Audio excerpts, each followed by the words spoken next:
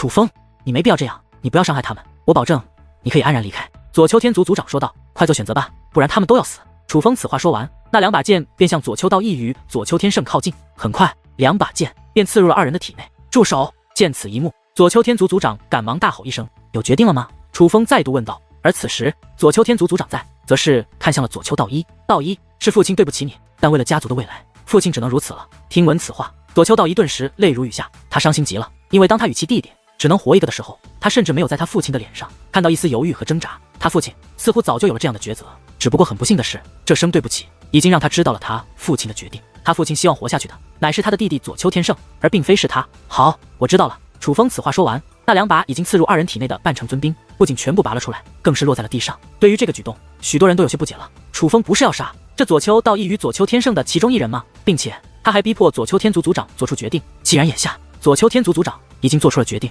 那楚风他为何不直接杀了左丘道一，反而将那半城尊兵拔了出来？就在众人不解之际，楚风从乾坤袋内取出了一个葫芦，随后楚风便来到左丘天圣身前，一只手捏开了左丘天圣的嘴巴，紧接着便将那葫芦打开，倒向了左丘天圣的口中。紧接着，所有人都能看到一条巨大的黑色虫子从那葫芦之中爬出，进入了左丘天圣的口中。那虫子爬入了左丘天圣口中之后，左丘天圣便发出了撕心裂肺的惨叫，并且开始不断的呕吐，似是想将那虫子吐出来，但根本没有任何用，他无法将那条虫子吐出。而他的身体也是开始发生变化，他的皮肤变成了黑色，在他的皮肤之上更是长出了淡黄色的毛发，那个样子与刚才的虫子简直一模一样。你这混蛋，你对我做了什么？你对我做了什么？左丘天圣意识到了自己的变化，对楚风怒吼开来。他最在意的便是他的外貌，可现在他的容貌变成了这个模样，他自然害怕。消火！楚风说道。消火？你喂我吃了那么恶心的东西，还要我消火？左丘天圣气得咬牙切齿。可越是这样，他皮肤上长出的毛变越来越多，并且他身上的痛苦也是越发浓郁。很快他便难以支撑，痛苦地趴在了地上。你要是不想这么痛苦，就消火，控制一下你的情绪，否则你会死。楚风说道。听到这里，左丘天圣就算再不情愿也只得照做。他能感觉到自己体内的变化，他也意识到楚风不是开玩笑，他若不照做就真的会死。而最令人他感到惊讶的是，当他压制了自己的情绪之后，不仅痛苦开始削弱，他身体上长出的毛竟然也开始收缩。见此情形，左丘天圣便继续调整状态。就这样，他的情况不断好转，不仅痛苦尽数消散，就连身体也是恢复如初。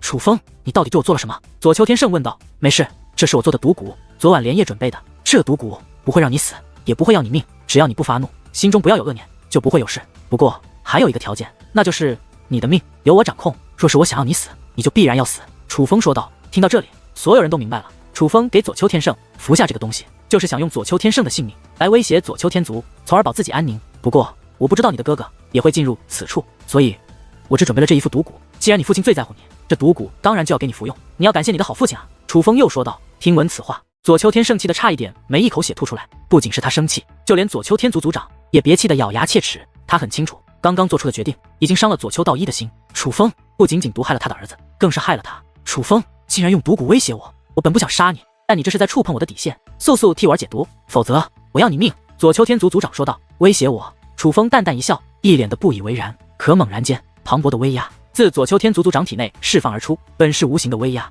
此时化作有形，而那磅礴的威压此时竟将整个天雷古阵覆盖封锁。楚风，你今日休想离开，立刻解毒，否则我要你家族随你覆灭。左丘天族族长怒吼道。他是真的被楚风激怒了，毕竟就在刚刚他还被楚风戏耍，是吗？想杀我，你怕是没有这个机会。记住我说的话，好好做人，否则你儿子的命定然保不住。楚风说话的时候，手中拿出了一张符纸，紧接着身上光芒涌动，而那光芒很快便将其覆盖。可是那光芒刚刚覆盖了楚风，下一刻光芒便消失了。而当那光芒消失之后，在场之人皆是不知所措，因为伴随着那光芒的消失，楚风的身影竟也消失不见。人呢？不爷爷，那个楚风人呢？是隐藏了起来吗？此时就连龙氏少女也是一脸不解。是传送走了，他运用了非常厉害的传送符。龙氏老者说道。传送符？可是左丘天族族长不是已经用威压封锁了那天雷古阵吗？这是何等厉害的传送符？龙氏少女也是吃惊不已。看来是我猜错了。龙氏老者说道。不爷爷，您此话怎么讲？龙氏少女问道。那个追踪符不是一般势力拥有的。龙族老者说道。那会不会是从遗迹中得来的呢？龙氏少女问道。不像。龙氏老者说道。龙氏少女目光微微转动，随后嘴角露出一抹淡淡笑容。有点意思。这么说来，这左丘天族不是惹到麻烦了？龙氏少女问道。的确是惹到麻烦了，但那楚风就这样走了，看来是没有难为左丘天族的意思。龙氏老者说道。若是这样，那便无趣了，好戏结束，顾爷爷咱们走吧。龙氏少女略显希望，随后便转身离开。接见状，龙氏老者也是跟了过去。当然，对于他们2人的离开，左丘天族的人没有任何察觉。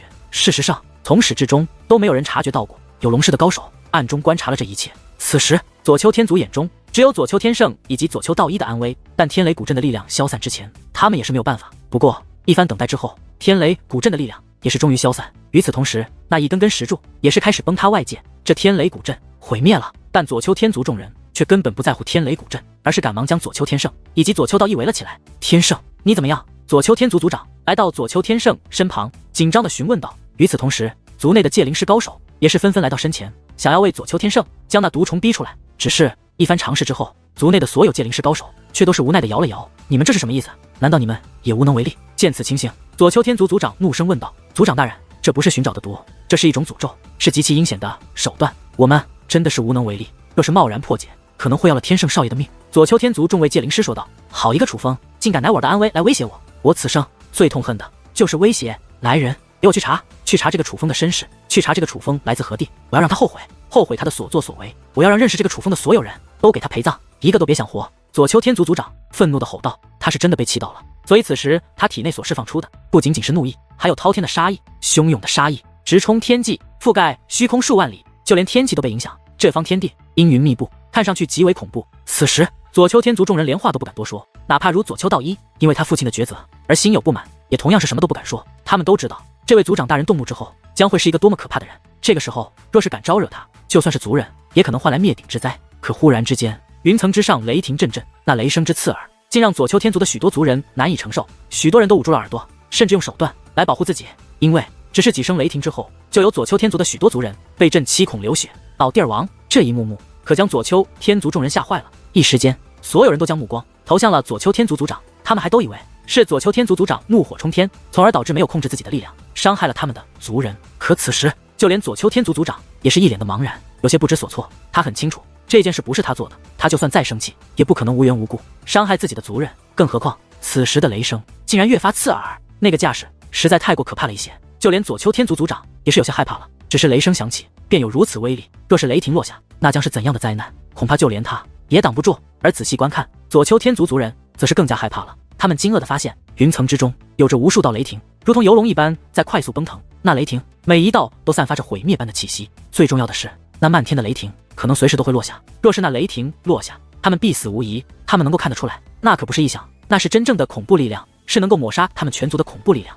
族长大人，这是怎么回事？慌乱之际，左丘天族众位族人都将目光投向了他们的族长大人。事到如今，他们已经意识到，那虚空之上的恐怖雷霆绝对不是他们的族长大人所引起，因为他们知道，哪怕是他们的族长大人也无法凝聚如此恐怖的雷霆。可他们不知道的是，就连他们这位族长大人也不知道这究竟是怎么回事。怎么好端端的在他们头顶之上会出现如此恐怖的景象？难道说是天雷古阵毁灭所引起的吗？但他们不知道的是，就连他们这位族长也不明白，眼前这恐怖的一幕究竟从何而来。逃！所有族人立刻离开此地。左丘天族族长还是开口了，这是他眼下唯一能做的决定，就是让他的族人赶紧逃离这个危险的区域。若是现在不逃，等到那雷霆落下，那可真就是必死无疑了。而他此话一出，便立刻有许多族人拔空而起，想要离开此地。可是那些人刚刚动身，便有数道雷霆从虚空之上飞落而下，刚好劈中了那些逃脱之人。而无一例外，被劈中之人皆是死亡，并且死得极为彻底，连一根汗毛都未剩下，已是彻底化作了飞灰。见此一幕，剩下的左丘天族族人都不敢动了。他们已经意识到，这雷霆就是冲着他们来的，这雷霆不让他们逃，若是敢逃，那就要死。不知是何方高人要难为我左丘天族。关键之际，还是左丘天族族长开口了。事到如今，他已经意识到，这雷霆绝非自然形成，很可能是人为的。可就当他此话落下之后，诡异的一幕发生了。云层之中，那恐怖的雷声停止了，与此同时，那漫天的恐怖雷霆也随之消散了。这让左丘天族的众人一头雾水，不明白这到底是怎么回事。但哪怕那雷霆已经消散，可左丘天族众人依旧盯着虚空之上的乌云，眼中依然布满了惊恐之色。可忽然之间，虚空之上的乌云竟然开始变化。看到乌云的变化之后，左丘天族众人皆是脸色大变，在他们的脸上布满了后怕之色。哪怕左丘天族族长也同样如此，因为那变化后的乌云化成了的大字：敢动楚风，灭你全族。乌云汇集而成的8个大字笼罩了整片大地，同时也留下了巨大的阴影。而那阴影正笼罩着左丘天族的所有族人。只要想到刚刚那恐怖的雷霆竟然与楚风有关，左丘天族的族人终于意识到他们闯了大祸了。左丘天族的所有族人无一例外皆是面色惨白，瑟瑟发抖，甚至连话都不敢说。他们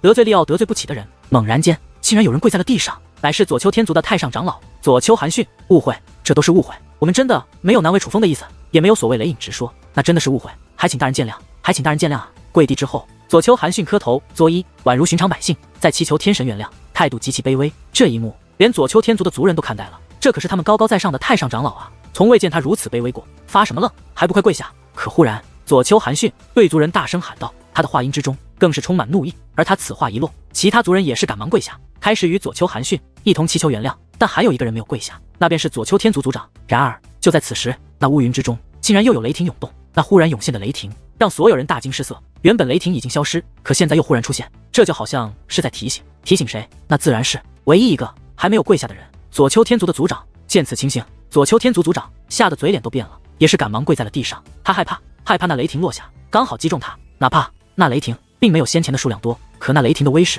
依旧极强，是他所难以抗衡的。可最令人意外的是，当左丘天族族长跪下后，不仅乌云中的雷霆消散，就连那乌云也是开始消散。虽然危机解除，可是左丘天族的众人更怕了，尤其是左丘天族族长。本来他还有些怀疑此事是否真的与楚风有关，但现在他确定了，这件事情的确是与楚风有关。楚风来头极大，背后有通天的存在为其撑腰。尽管那乌云已经消散，可左丘天族所有人的脸上都是布满了冷汗，甚至迟迟不敢起身。毕竟就在刚刚，他们险些遭受了灭族之灾。楚风并不知晓他离开之后所发生的事情。尽管运用传送符，楚风顺利离开了天雷古镇，但传送也是需要一些时间的。而楚风事先已经与伏魔少羽以及伏魔仙儿定好了传送的位置。经过一段时间的传送后，楚风终于摆脱结界隧道。而当他回到现实之时，也是顺利的看到了伏魔少羽以及伏魔仙儿。楚风兄弟，你没事，实在太好了！见到楚风后，伏魔少羽以及伏魔仙儿便赶忙跑了过来。尽管此时的他们脸上都挂着喜悦的笑容，但楚风却能够从他们的脸上看到担心。显然，这两位相识不久的朋友一直在惦记着楚风的安危。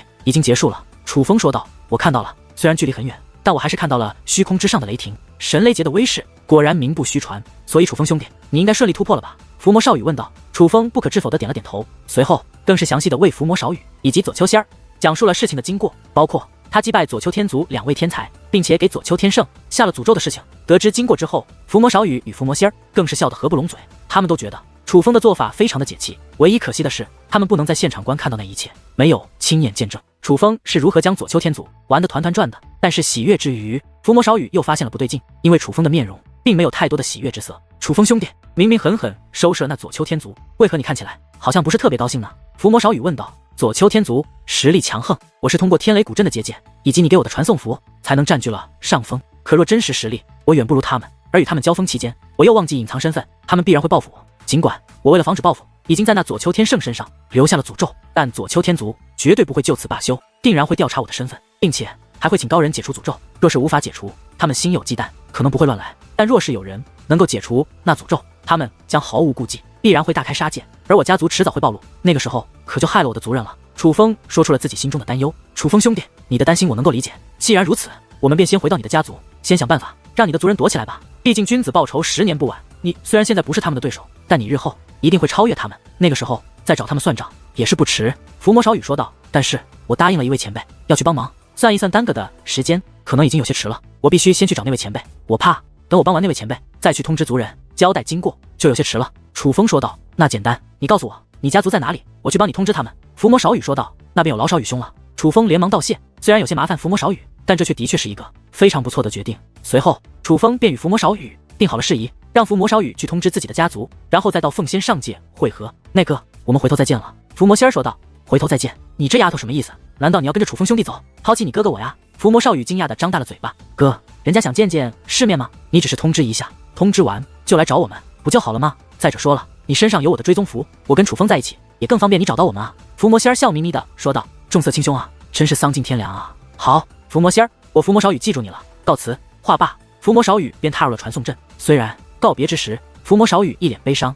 但楚风和伏魔仙儿却都是满面笑容。他们知道伏魔少羽只是表面悲伤，是在与他们开玩笑罢了。虽然相识不久，但楚风知道伏魔少羽还是很靠谱的。他去通知自己的族人这件事，伏魔少羽一定会办得妥当。龙道之并不知道楚风还活着，对于楚风的死，他极为内疚。他觉得若不是他邀请楚风帮忙，楚风也不会遇到远古吞天兽，更不会那样死去。可龙道之有着重任在身，他会因为楚风的死而难过自责，但并不会因为楚风的死而放弃重要的事。更何况此事关乎着他们一族能否重归龙氏。时间流逝，转眼间已经到了夺取那龙脉本源石的时间。此时，龙道之以及祖武龙城的诸多高手聚集在一座深渊之外，而那座深渊极为巨大。如果说这深渊的宽度如同一座湖泊，那么人类的身形可能连一只蚂蚁都是不如。总之，一位修武者站在这深渊之外，显得自己极其渺小。可眼下，在这深渊的周围却聚集着不少人马，可无论是谁，都无法踏入那深渊之中。这深渊不仅深不见底，深渊的入口更是有着一众无形结界守护。那无形结界极为坚固，拦住了在场的每一个人。龙道之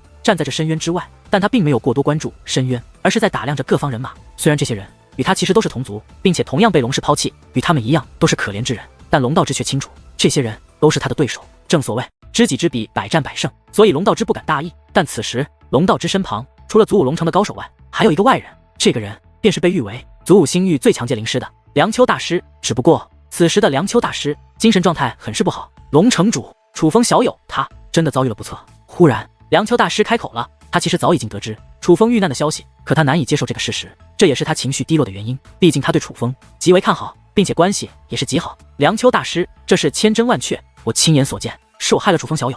龙道之满面内疚地说道。龙道之，你若要说那个年轻人死了，我倒是相信，但你居然说他被远古吞天兽所吞食，那就是开玩笑了。谁不知道远古吞天兽乃是这吞天星域的传说，远古吞天兽的遗骸倒是还在，但是早就死得透透的了。忽然，一道略微讽刺的声音响起，这是一名留着黑色胡子、身穿金色的中年男子。此人的面容就极为刻薄，而在他的身后，与他衣着相同的人却有着许多。对于这番言论，想必不知情的还以为他是龙道之的对手，但其实他不是龙道之的对手。他与龙道之并无过节，不仅没有过节，反而他还是龙道之联手的4个势力之一的首领。虽然同样是被龙氏抛弃的族人，但他却非常看不起祖武龙城，同时也看不起龙道之。我知道我说的话很难让人信服，但却是我亲眼所见，远古吞天兽的确还存在。龙道之说道。真是可笑，看来你们祖武龙城如传闻一般，果然没用，没用到只能靠说大话，引起别人的注意。那中年男子说道。我们不关心你们祖武星域之人的事，龙道之，若不是龙氏规定必须5个势力联手，我们根本不会与你联盟。你最好表现得好一点，毕竟龙脉本源石可只有4块，若是你表现得不好，那你就注定分不到。不仅仅是龙道之，在座的其他人也是。我们此次联盟共有5个势力，但龙脉本源石却只有4块，所以别看我们是联盟，但也要按照贡献做封赏。若是有谁拖了后腿，那就注定与龙脉本源石无缘了。一名老妇人开口了，她是5个联盟势力内的一个代表人物。不用你说，我们也知道。与此同时，其他联盟势力的代表也纷纷开口。对于这种情况，龙道之也没有多言，他提前到达奉仙上界，就是与这4个势力商议对策。可到达后，他发现只有他提前到了，另外4个势力都是最近才到达集结地点与他会合的，所以他早就知道这4个势力的态度了。虽是联盟，但却根本没有信任可言，甚至他们都把祖武龙城当成了一个凑数的。可他们不知道的是，龙道之的实力其实在他们之上，这也是龙道之没有与他们争辩的原因。龙道之不是一个忍气吞声的人，他之所以忍，就是不想暴露实力。既然这4个势力都把他当成凑数的，那他也就刚好利用一下这4个势力。到了关键时刻，他会让这4个势力的人知道他龙道之是一个怎么样的人。忽然，虚空之上金芒四射，看到虚空上的变化，下方的人齐刷刷地跪在了地上，龙道之等人也不例外。紧接着，金芒之中出现18辆御空战车，战车之上飘荡着刻写龙氏2字的大旗，那乃是龙氏的人。拜见大人。看到龙氏之人现身，下方传来了雷鸣般的声音，起来吧。其中为首的战车内传来了一道苍老的声音，诸位，这座深渊名为无尽深渊，其中藏着我龙氏修炼所需之宝龙脉本源石，但这座深渊源自远古，有远古大阵守护，想破此阵可不容易，进入其中生死自负。若现在有想弃权者，可以离开了。那老者继续说道。出现在此处的龙氏战船足有18个，每一个都是极大，其中所容之人数定然不小，但却没有一个人露面，就连那位说话的老者也没有露面，就好像下方的各方人马根本就不配见到他们的真容一般。老实说，这样的做法可谓相当的不尊重人。可偏偏下方的众人却没有人敢表示不满，也没有人敢离开，反而纷纷开口表示他们的决心。见此情形，那龙氏战车之内传来了老者满意的笑声。看来你们也都是有备而来，倒也算是有些血性。既然如此，我就给你们一些帮助。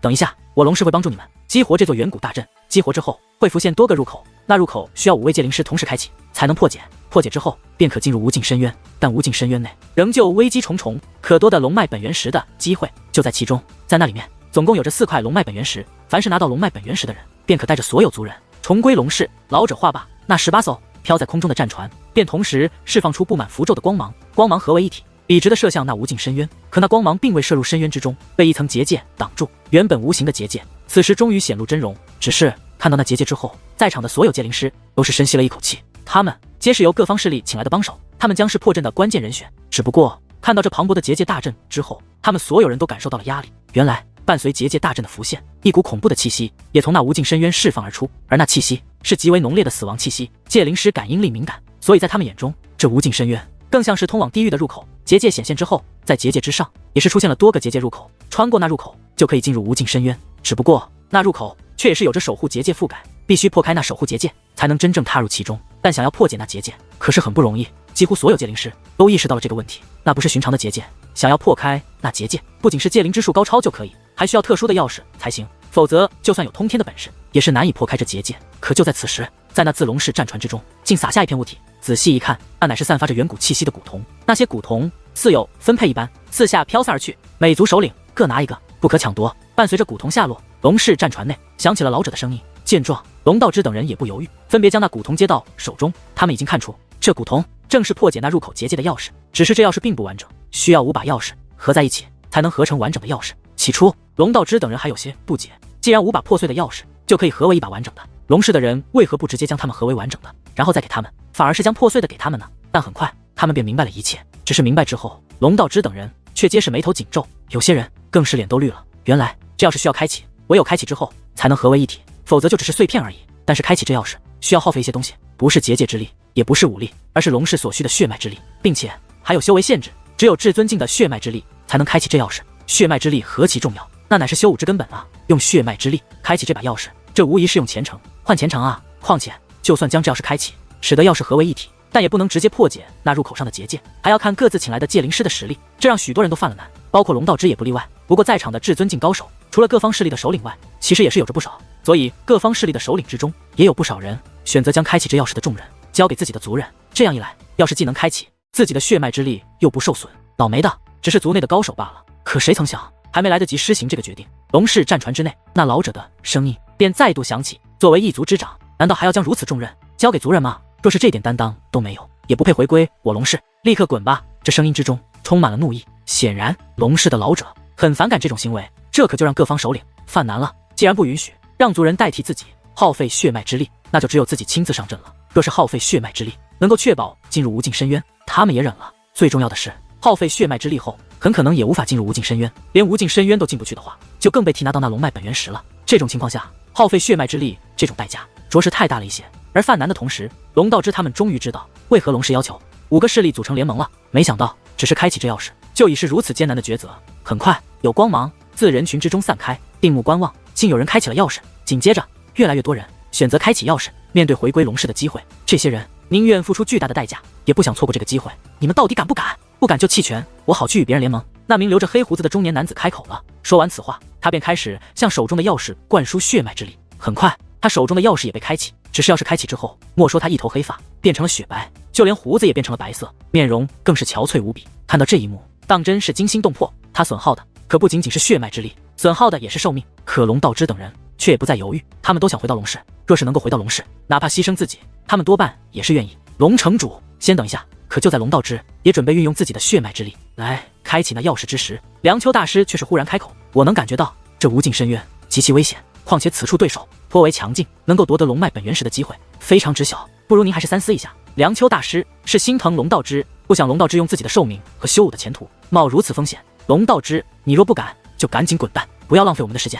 见状，与龙道之联盟的4位首领纷纷开口，因为他们都已经开启了手中的钥匙。放心，我龙道之不是会半途而废的人，更不会耽误各位。龙道之说完此话，也是运用自己的血脉之力开启了那钥匙。没有意外，运用血脉之力开启钥匙后的他，也变得非常的虚弱，苍老无比，就好像一半的寿命被硬生生的从体内抽离了一般。见此情形，梁秋大师也没得选择，他接过龙道之已经开启的钥匙，与另外4位界灵师将5把钥匙合为一体，随后便将那钥匙投放到其中一道结界入口。果不其然，当那钥匙投入其中之后，那结界入口上的守护结界便立刻变得薄弱，但结界依然存在。想要进入其中，还需要5位界灵师联手才行。5位界灵师不敢犹豫，毕竟他们要抢占先机，所以立刻开始联手破阵。可如他们预想一样，哪怕有了这钥匙，开启这结界入口也是非常的难，并且很快他们又发现了一个极为棘手的问题，那就是他们开启这结界入口只有5次机会，若是5次机会用光，那钥匙的力量将会消散。而龙氏的人也表示，他们只有这些钥匙，若是耗掉了钥匙，还无法进入无尽深渊的人，就可以弃权离开了。转眼间，梁秋大师等5位界灵师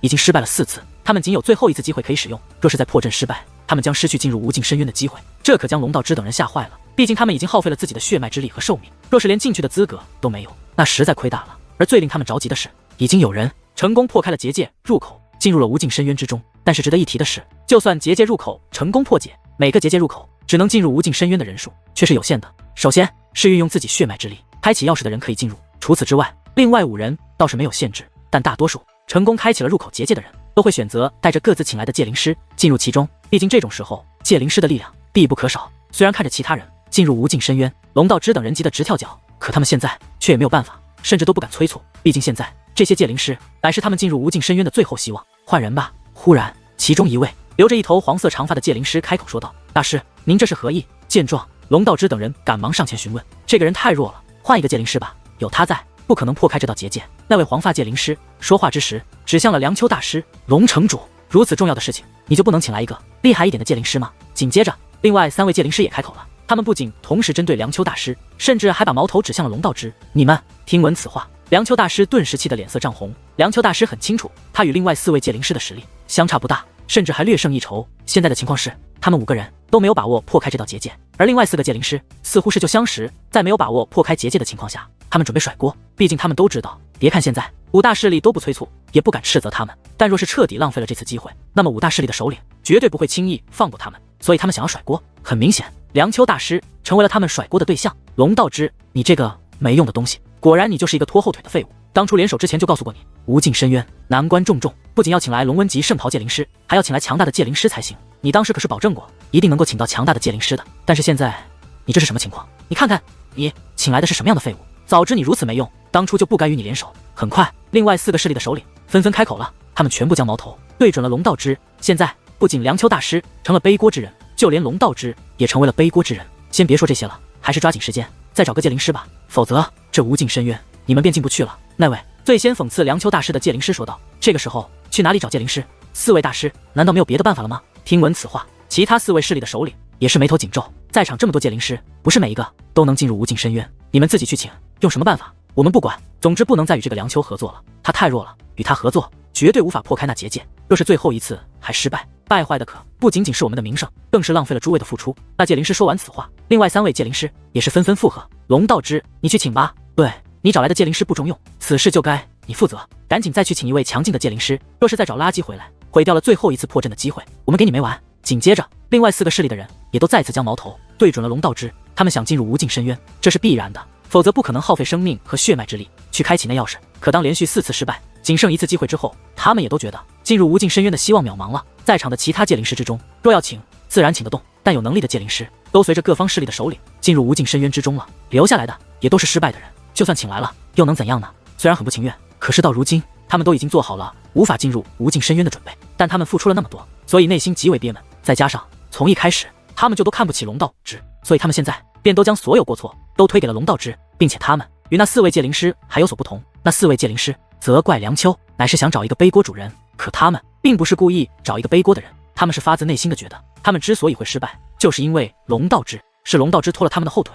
你们适可而止吧。先不说5位戒灵师究竟孰强孰弱，既然联手，那么无论成败，就都是共同的责任。凭什么就将失败的原因归罪于梁秋大师的身上？又凭什么将失败的原因怪罪在我的头上？龙道之的脸上也是露出了不悦之色。虽然他还没有彻底发怒，可面对这些人毫无根据的指责，他也是有些难以忍受了。他现在忍是不想在龙氏面前动手，同时也想争取最后一次机会。若是最后一次机会也被浪费，那龙道之绝对不会放过这些人，哪怕有相同的血脉，也必须让他们付出代价。而当龙道之说出此话后，另外4个首领也都是愣住了。他们倒不是怕了，只是一直以来龙道之态度极为谦卑，他们还是第一次看到龙道之敢对他们大吼大叫，这让他们非常意外，因为他们输不起，也不愿意承认自己的弱小。忽然又有一道声音响起，只是听到这个声音之后，所有人都是感到有些意外。那声音乃是自远处传来的，可他们5大势力的人都已经聚集在此了呀。可相比于旁人，龙道之和梁秋大师则是面露狂喜之色，他们已经听出那位来者的声音，顺声观望，他们更是激动不已。尤其是龙道之更是拔空而起，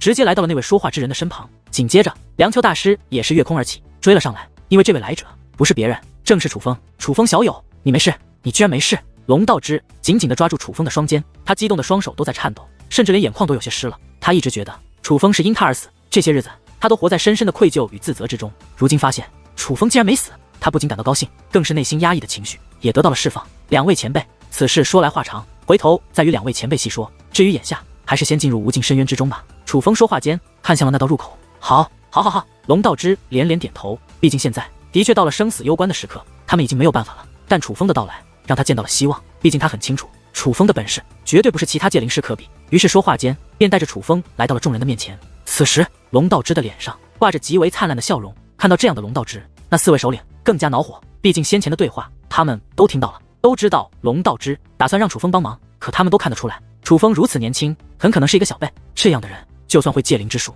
实力定然也是极弱。可龙道之居然笑得那么开心，他们自然生气。龙道之，你是疯了吗？你想让这个毛头小子来破解结界，你是诚信不想让我们进入无尽深渊是不是？无可救药，你可真是无可救药。那4位首领纷纷开口，话语之中都充满了怒意，甚至还有人释放出了威压。可龙道之不仅不惧，反而冷然一笑，毛头小子，你们可知道他是谁？他不仅是我祖武星域最强的界灵师，更是整个圣光天河最有天赋的界灵师。今日能让他帮你们开启那结界，乃是你们的荣幸。龙道之凝声说道。此时他就连说话的声音也变得底气十足。什么？整个圣光天河最有天赋的界灵师？你开什么玩笑？如此有天赋的界灵师，我怎么从未见过？祖武星域不愧是圣光天河最弱的星域，还真是尽出人才。一个个的弱小不堪，就只能靠吹牛来满足自己了吗？真是可笑至极。另外4位界灵师皆是冷嘲热讽。龙城主不必与他们废话。楚风说话前已经来到了那入口之前。小子，你还真打算破这结界阵法？你可真够大胆的呀！不过我们是不会与你这种小鬼一同破阵的，你这种小鬼哪有资格与我们联手？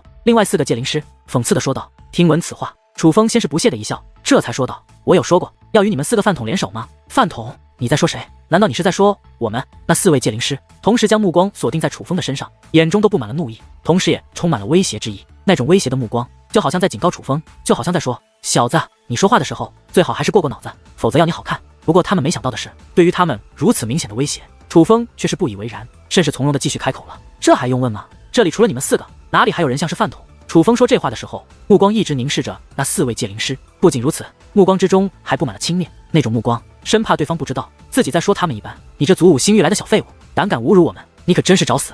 此时4个界灵师皆是气得面容大变。若是4个势力首领辱骂他们，他们都能接受，毕竟他们的确失败了4次，有愧于4大势力首领。可是一个来自祖武星域他们非常看不起的小鬼，竟也敢辱骂他们，这让他们难以忍受。于是他们说话的同时就想要对楚风动手，可是忽然间他们愣住了。不仅仅是他们4个界灵师，就连另外4个势力的首领以及各方族人也都是愣住了。他们感受到了一股强大的杀意，那杀意冰冷刺骨，那杀意压迫极强，就仿佛只要对方愿意，下一刻就能让他们飞灰烟灭，丧命于此。于是他们皆是不敢妄动。而当他们确定那杀意的释放者后，更是感觉极其意外，因为释放那杀意的人乃是龙道之。在此之前，他们无论如何都没有想到，这位他们所有人都看不起的祖武星域之人，竟然能够释放出如此杀意。你们先前的废话我都可以不计较，但你们若再敢对楚风小友不敬，我要你们狗命！龙道之剑眉倒竖，冷声说道。看到这样的龙道之，他们非常想笑，甚至想狠狠教训龙道之一番。毕竟龙道之在他们眼里也是跳梁小丑，跳梁小丑岂能这样与他们说话？可在感受到那杀意之后，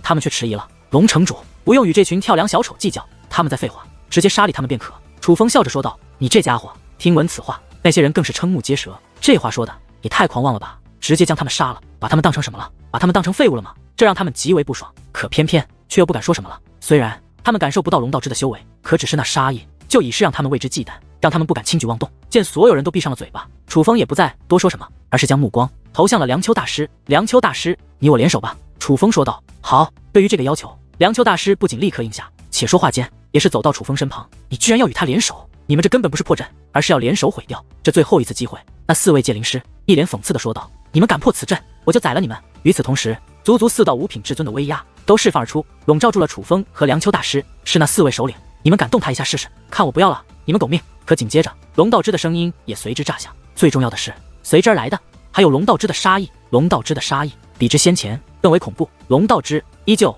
没有释放威压，依旧只是用杀意恐吓对方。可偏偏这杀意再度吓住了那4位首领。龙道之，你这是什么意思？你是要力保他们？那4位首领问道。让他们破阵，出了问题我来承担。龙道之说道。好。龙道之，他们若是无法破阵，这件事我与你没完。那4位首领狠狠地说道。好。龙道之也是凝声应下。要不然这样吧，我不破阵，让他们破。若是他们4个要是能够破开，我可以不破。楚风说这话的时候，看向了那4位界灵师。哼，此阵至少也要5个人来破，4个人怎么破？那4位界灵师纷纷说道。不敢是吧？不敢就站在一旁闭嘴，仔细看好了，看我们是如何只用2个人就破开此阵的。楚风说完此话，又看向那4位首领。你们刚刚说无法破阵就要龙前辈好看，那倘若我们破开了阵法，你们又当如何？楚风问道。楚风此话问出，那4位首领竟然都说不出话来了。他们本来也很看不起楚风。可是看到楚风那自信满满的模样后，他们竟然有些怕了。万一这个小子真的能够破开此阵怎么办？绝对不能与他对赌，就算对赌，也不能赌大的，否则若是他真的破开了那阵法，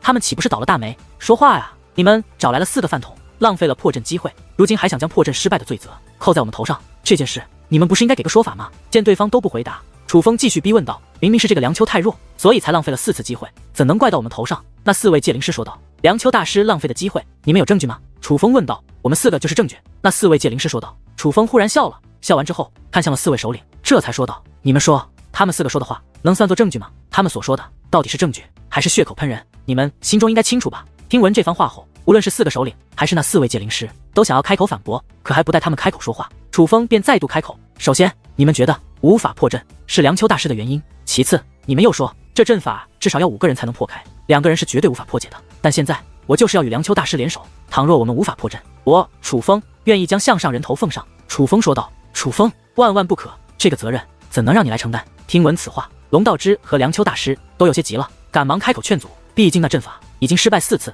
他们都知道那阵法非常难破，他们可不希望楚风冒如此风险。可谁曾想，楚风却拦住了龙道之和梁秋大师，示意他们不必劝阻。随后看向那4位界灵师说道：“但我们若是成功破阵，就说明你们在含血喷人，无能的不是梁秋大师，而是你们。我也不要你们送死认罪，但你们必须跪在地上，向梁秋大师磕头认错，然后再割掉你们的舌头。”楚风说道。什么？割掉舌头？听闻此话，4个界灵师也都是一愣。磕头认错，他们都能忍，这割舌可就有些难以承受了，那可是奇耻大辱啊！怎么怕了？见对方迟疑，楚风再度问道：“真是笑话，有什么不敢的？我们就怕你输了不认。”那4位界灵师说道：“虽然磕头认错以及割舌的确是非常丢人，但是相比于死亡，磕头认错这种惩罚也就不算什么了。再加上他们坚信楚风无法破阵，所以对于这个赌局，自然是毫不犹豫的便应了下来。很好。”见他们应下，楚风点了点头，随后便对梁秋大师说道：“大师，开始吧。”楚风说完此话，便直接释放出了结界之力，向那结界入口冲击而去。见此情形，梁秋大师忽然愣住了。本来他还想提醒一下楚风该如何破阵，毕竟他已经破阵4次，对于这阵法多少还是有些了解。但不曾想，楚风根本不用他提示，而是直接开始破阵。可站在这入口之前，近距离的看到楚风的结界之力与那守护结界相互抗衡，他能够感受到那结界阵法的变化。楚风的破阵方式与他们的破阵方法完全不同，用正常的方法来看，这种破阵方法乃是错误的，这样破阵必败无疑。于是梁秋大师慌了，破阵失败不要紧，毕竟在场的这几位界灵师都拿着结界入口没有办法，就算失败也不丢人。可楚风他刚刚可是与人打赌了，并且还是用自己的性命做了赌注，这可就是输不起的呀。此阵必须破，不能败啊！梁秋大师，还请助我一臂之力。就在梁秋大师担忧之际，楚风忽然开口：“楚风小友，我当如何帮你？”梁秋大师问这话的时候是皱着眉头问的，在他看来，楚风的破阵方法完全就是胡搞，这种情况下哪怕是他也不知道该如何配合楚风。就在梁秋大师不解之际，一道暗中传音映入梁秋大师耳帘，那声音正是来自楚风：“梁秋大师，您只需将结界之力与我的结界之力交融即可，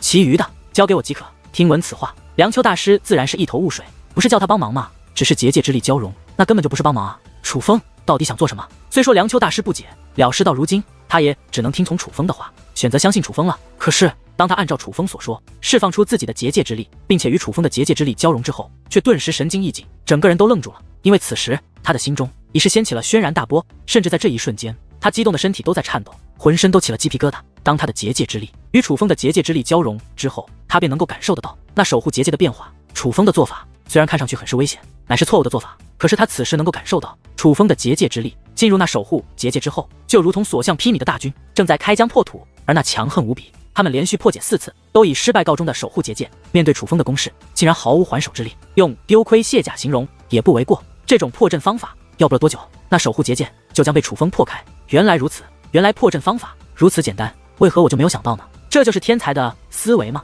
梁秋大师再度看向楚风，眼中尽是复杂。他此时已经知道楚风是如何破阵的，原来他们认为错误的方法才是最正确的破阵方法。若是早点意识到这一点，根本不用楚风出手，他与另外4人联手也能够破开那守护结界。只是若不是楚风亲自示范，若不是与楚风结界之力相融，若不是跟随楚风的结界之力知道了破阵的方式，他可能这辈子也想不到这破阵的正确方式。当然哪怕是他知道正确的破阵方式，他自己也无法破阵，需要与人联手才行。但楚风不是，楚风其实不需要他帮忙，楚风的结界之力极为强大，独自一人就能够破解此阵。震惊之余，梁秋大师一时之间甚至难以接受这一切。他虽然早就知道，当楚风成为龙纹级圣袍后，他与楚风的结界之术已经有了差距，但却没有想到这差距竟然会这么大。他们5人联手都无法破开的阵法，楚风独自一人轻轻松松的就可以破开。没错，就是独自一人。楚风根本不需要梁丘大师，他一个人就能破开这阵法。事实上，楚风让梁丘大师将结界之力融入其中，就只是让梁丘大师感受到他破阵的方法而已。楚风他之所以让梁丘大师帮忙，就是想替梁丘大师出口气而已，哪怕先前以性命做赌注也是如此。于是震惊之余，梁丘大师又感动又激动，内心那澎湃的情绪甚至让他变得热冷盈眶。因为在楚风到来之前，他的确是非常的憋屈，哪怕戒灵之术比另外4个强，可还是成为了众人眼中最鄙视的人。哪怕龙道之是祖武星域当之无愧的最强者，但来到了外面却也被众人所鄙视。之所以如此，不仅仅是因为他们实力，也是因为他们的出身。正是因为他们来自祖武星域，所以才会被人看不起。但当他感受到楚风此时所释放的结界之术后，他便觉得改变命运的机会来了。他们可能无法改变一切，但是楚风可以。楚风他的确具备着改变世人对他们看法的能力。可就在楚风全力破阵的时候，就在梁丘大师因感受到楚风的强大而热泪盈眶的时候，却有一阵极为讽刺的笑声响起。是那4位戒灵师，他们此时笑得极为狂妄，笑得幸灾乐祸。他们身为戒灵师，已经发现楚风的破阵方法是完全错误的。龙道之啊，龙道之，看看你找的这2个戒灵师，本来你们再去找一位强横的戒灵师来助我们一臂之力，我们是完全可以把握住这最后一次机会，破开那无尽深渊入口的守护阵法的。但现在他们却用了完全错误的方法来破阵，这最后一次机会就这样被他们浪费了。现在我们也是无能为力。4位戒灵师讽刺地开口了，他们没有用结界之力融入其中，根本感受不到楚风的破阵方式。而从外面来看，他们与梁丘大师先前的看法一样，几乎确定楚风此次破阵已是失败。4位大师难道说他们破阵失败了？听闻此话，那4位首领则是赶忙开口问道。他们不是龙纹级圣袍戒灵师，看不穿楚风的破阵方法，而在他们看来，那破阵还没有结束，所以他们也不确定楚风的破阵到底是不是正确的。可听4位戒灵师的话后，他们却意识到，似乎这次破阵已经结束了。事实上，听闻那4位戒灵师的话后，就连龙道之也是有些慌了。这种破阵方法简直就是胡来，完全就是浪费机会。身为戒灵师都知道，这种破阵方法完全就是错误的行为，不用问了，这机会已被浪费，他就是故意的。那4位戒灵师一脸肯定地说道：“这畜生，我要宰了你！”听闻此话，那4位首领顿时大怒，磅礴的杀意同时释放而出。若是楚风他们认真破阵，就算失败，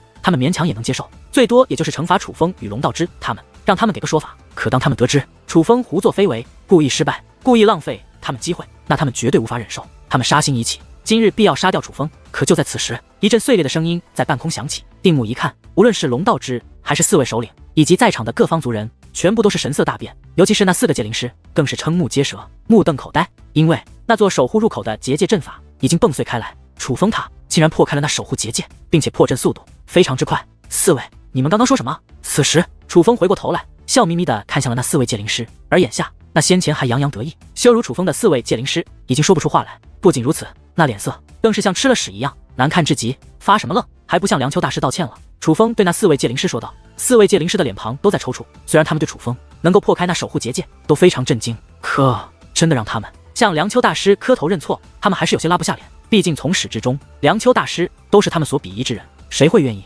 向自己鄙夷之人磕头认错跪下？可就在此时，一声怒喝忽然响起，乃是龙道之。龙道之怒喝之际，那杀意也是释放而出。见此情形，4个戒灵师皆是吓了一跳，于是纷纷看向了那4位首领，眼中有着求救之色。大师，做人要言而有信。那4位势力首领纷纷说道。听闻此话，这4位戒灵师也是没了办法，只得认命。刚刚是我们不对，还请梁丘大师莫怪。4位戒灵师同时说道。只是他们虽然道歉了，但并没有跪下，也没有磕头，甚至就连语气也没有丝毫诚意，是叫你们磕头认错，不是叫你们风轻云淡的带过。龙道之再度吼道。与此同时，那杀意变得越发冰冷，那个架势就好像他们再不照做就要杀了他们一般。最重要的是，那4位首领的态度也与先前一样。这种情况下，他们虽然很不情愿，可却也只好服从。梁丘大师，是我们错了。不过哪怕他们磕头认错，但也只是轻微的表示一下，依旧看不到他们的诚意。甚至跪地磕头之后，那4位便立刻站起身来，还对楚风说道：“现在总行了吧？”就连说话的态度也是有些不耐烦。行了吧？楚风冷笑一声，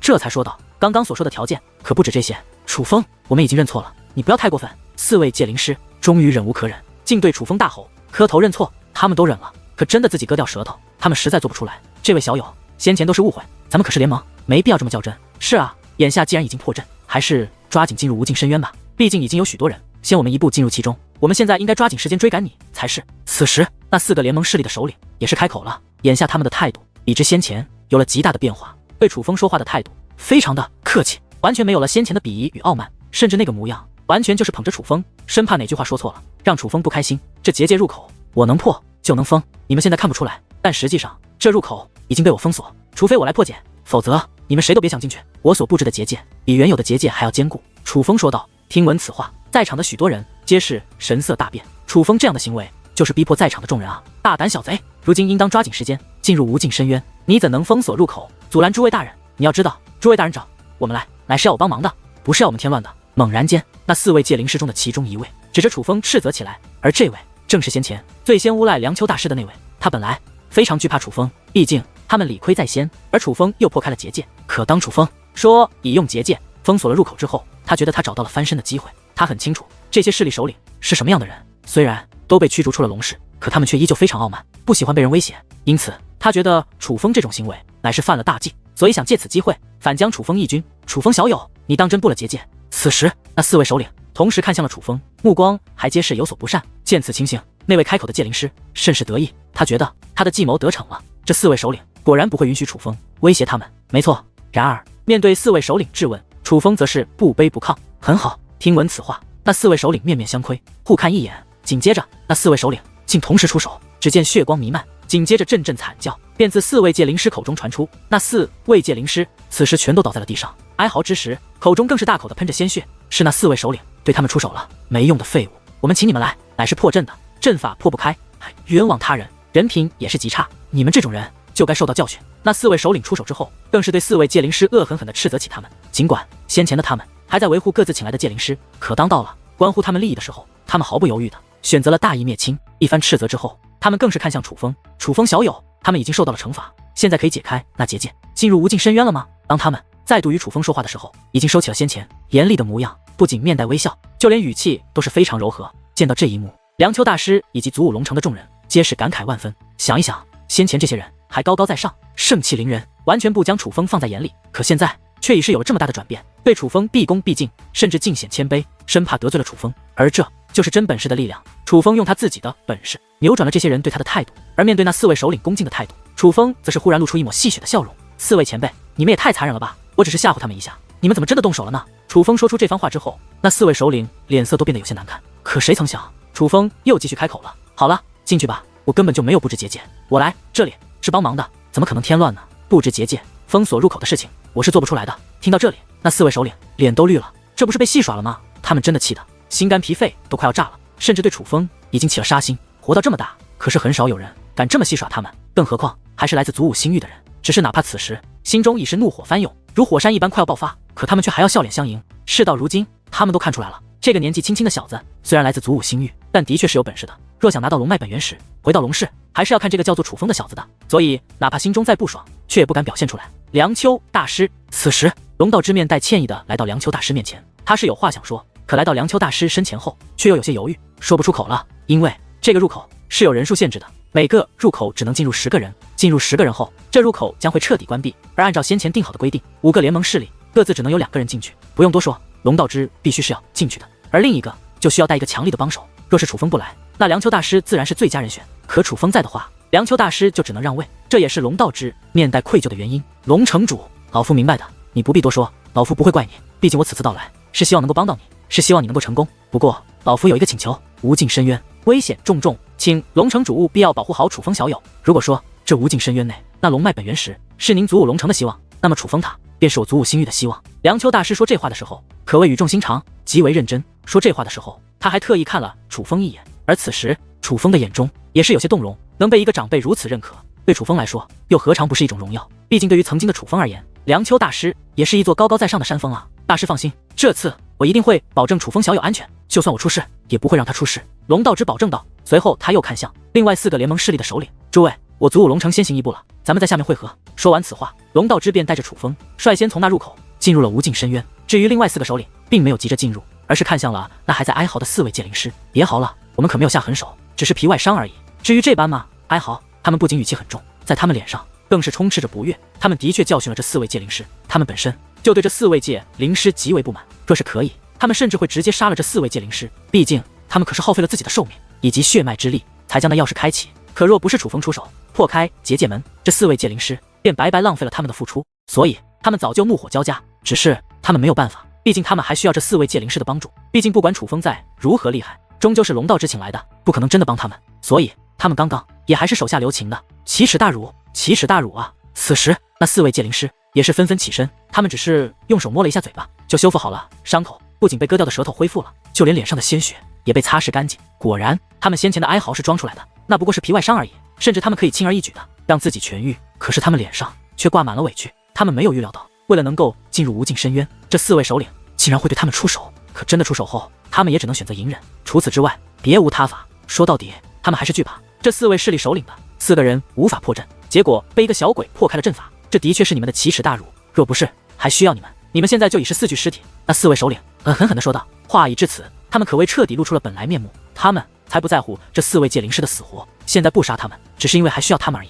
而听闻此话，那4位界灵师却也不敢反驳，甚至吓得瑟瑟发抖。他们很清楚自己的生死已经把握在对方手中，既然对方已经撕破了脸皮，他们哪里还敢反抗？若是反抗，等于找死啊！不过我们也不是不讲情面的人，现在就给你们一个将功补过的机会，随我们进入无尽深渊。进入无尽深渊，你们最好能够有些作用。若不好好珍惜这次机会，定我要你们狗命！说完这句狠话，4个首领便抓着那4位界灵师进入了无尽深渊。而这一幕都被梁秋大师看在眼里，看到那些先前欺凌他的4位界灵师被人那般训斥，却连个屁都不敢放，他看得可谓不亦乐乎，畅快淋漓。不过同时，他也是看穿了那4个势力首领的本性，那都是心狠手辣、不择手段的狠角色。龙道之与这样的人联手，可不是什么好事。不过梁秋大师却也并不担心，对于龙道之和楚风的实力以及为人，他还是有所了解的。虽然那4个实力首领都是狠角色，那4个界灵师也都是阴险之辈，可他却知道楚风与龙道之也都不是砧板上的鱼肉。虽然楚风和龙道之、戴庞耀他们真挚，但是对待敌人，他们却比虎狼还要狠辣，是狠角色中的狠角色。